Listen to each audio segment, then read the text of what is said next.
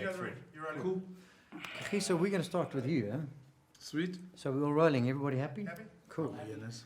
Kagiso, you're an accomplished writer and director. I mean, we all know that.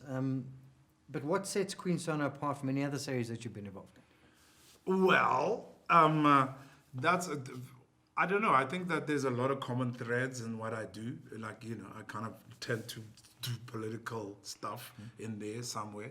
I mean, I think it's clearly not a comedy versus everything else that I've done before. This one, it's not an easy where you don't watch. There's funny moments and stuff, but you don't come in here going, oh, I'm gonna laugh my ass off, you know. So that was the one thing, and it kind of takes on a very serious tone, like a lot more than not, and that was like challenging and also exciting at the same time, because you kind of presenting these grand ideas and these grand characters that are not superheroes, but they're probably like the closest thing to superheroes that normal people can be, right? So it was that. It was, for me, this kind of grand theatric thing that you do, and it's also for like the small screen, because it's like the most resources you have, like, you know, whereas before this I've done these films and I've kind of learned all these skills to present these stories on big screens, and to do this thing where you do the same thing and you have all these resources to do that, but then it's most likely, but most people are going to see it on their phones and iPads, which is a thing. I'm like, okay, yeah, all right. That's something completely different. Yeah. Now, you're known to be a calm and casual personality and oftentimes quite a humorous guy, you know, on set and off set. But did the involvement of a global company like Netflix provide some added pressure for you to just get it right? Yeah, I think that there's always that pressure, but then when you have the idea that this thing is decidedly made for a global platform, right? So you're not necessarily, it's not just a story that you're telling, but it's a story that you have to make sure people will understand. You know, there's a time where you go, this is my voice, I'm doing this thing, and then it ends up on a platform like Netflix and it ends up working, and you're like, oh, I guess I got that voice, you know. But then when you're creating something from scratch, like in collaboration with a big company like Netflix, there is also those touching points that, like, you know what, we have people watching this thing in Russia, we have people watching this in Brazil, we have people that are watching, so you need to be cognizant of certain things, but you also, the important thing is that you have to tell the story authentically. Right, you can't kind of be like, oh, I'm gonna make it like it's like a thing that Brazilians and Russians and everything. It has to be that they come to watch this thing and it's authentically what it is, but it also can't isolate viewers. So for me, that's something that you learn in stand-up comedy, because you travel. You know, you 1 minute you're in like Uganda, Kampala, next minute you're in Joburg, next minute you're in New York City, and you have to constantly be adapting, but it's also based on what the room is in front of you. Whereas with this, it's set as it comes. It's like one of those, it's like ice, and you have to go, something for me here, you know? So there's that. So it's like a whole tough, a tightrope to walk, but it's also a lot of fun. I love that analogy about the humor there. Vuyo, yourself, you're an accomplished actor. We all know that. We've seen you in other roles before. But what is it for you? How is it important for you as a growth, as an actor and as an individual, to be part of a Netflix production? I mean, I think for me, it's just the reach as well. You know, just forget the quality that Netflix is coming with. It's just the reach. I mean, 190 countries. I feel like, you know, we work so hard, and you know, we give off our talents and whatnot, and I feel like, you know, it's about time that we share that with like the rest of, you know, more people, rest of the world, basically.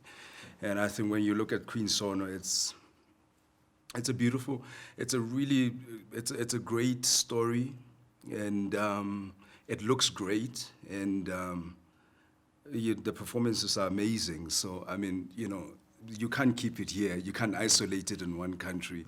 You've got to, you know, and that's the story that's the thing we've been saying, that South Africa has the talent, and we have the presence on screen. We've got the talent. We've got, you know, we've been shooting, and I was saying earlier on that the ads that we shoot in South Africa do so well in the world. Why can't that be translated into film? And I feel like this production gets that right. You know, it's like a whole series, great acting, great storytelling, and, you know, the reach is amazing. So, I mean, I'm excited about that. And the final question to you, Vuyo, again, is in a cast that's predominantly female-based and strong female characters, did you find it intimidating to be in a series that was so heavily weighted towards the female? Look, I mean, I come from, you know, just generally my life.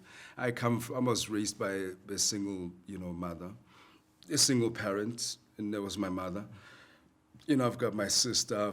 Basically, I'm just surrounded by, you know, women. So it's nothing strange, basically, for me to, you know, be surrounded by powerful, strong, you know, women.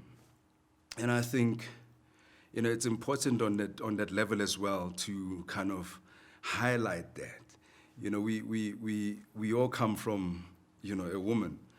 And, you know, most of us are raised by women.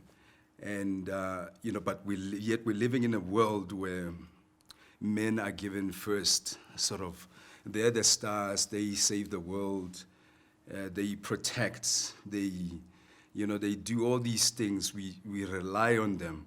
But in reality, you know, if you look at the numbers, we rely on women, we've relied on women to be where we are. So I think, for me, that's why I like Queen Sono.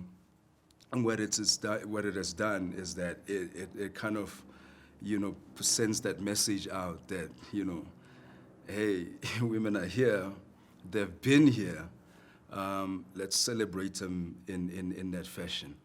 And, you know, the actresses do a great job in being convincing, you know, with the fight scenes, basically.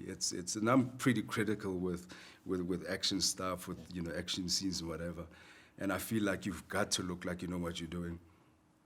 And I feel like the ladies did a great job. Yeah. I like when you said, if you look at the numbers. I'm like, oh wow, there's like the social numbers. Look at the numbers, women have done the most carrying of if you look at the numbers. Yeah. Kagiso, a question to you. Yeah. I mean, the inspiration for Queen Sono herself as the character, you said, I mean, you enjoy the spy genre, you enjoy the action of it, your humor comes through. But when you wrote the script itself, where did that all come from? You sat down and you got a pen and you said, what are we going to do? I mean, there was a lot of it that was also inspired by Pearl as a character, as a person. You know, she came with this video of her in a fight, choreographed fight in a show that she was doing, or movie. And I just kind of like really got attached to this idea of this African female who's just kicks ass. And at the time, there was a lot, I mean, it's still happening now, but at the time, what was being highlighted in the media was all of the kind of gender-based violence, you know, against women.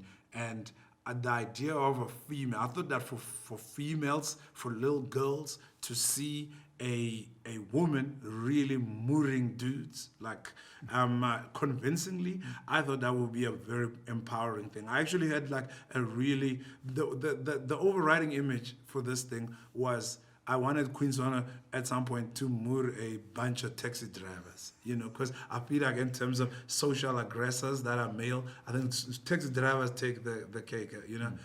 So that was for that, you know. But then apart from that was that, I mean, the whole narrative of the patriarchy in Africa is quite, you know, we know how Africa is. So that was that as well, that deconstructing that idea, but also showcasing Africa as being like, you know what, Kampala is very different to Lagos, very different to Johannesburg, is very different to Luanda, and there's different languages, different landscapes. It's 1.3 billion people in 54 countries, and you never really get that idea when you watch kind of popular media, you know, and so that for me was also that, to tell the story, like a geopolitical story that has like this strong human threads, you know. Okay.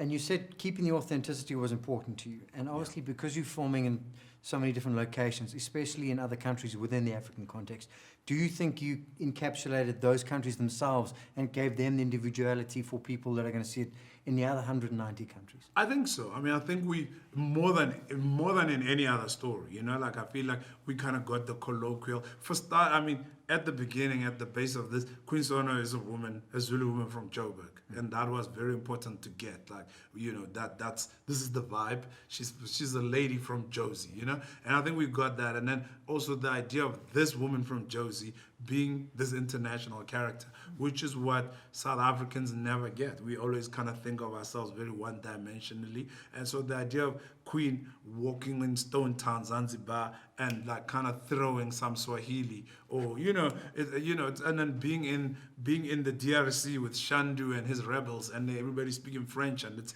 authentically so. So that for me was very important. I think we managed to get, like, if you're a Congolese person watching this or a Nigerian, I think you get a vibe that, okay, cool, these people, yeah, this is my story. Perfect. I think that's a wrap.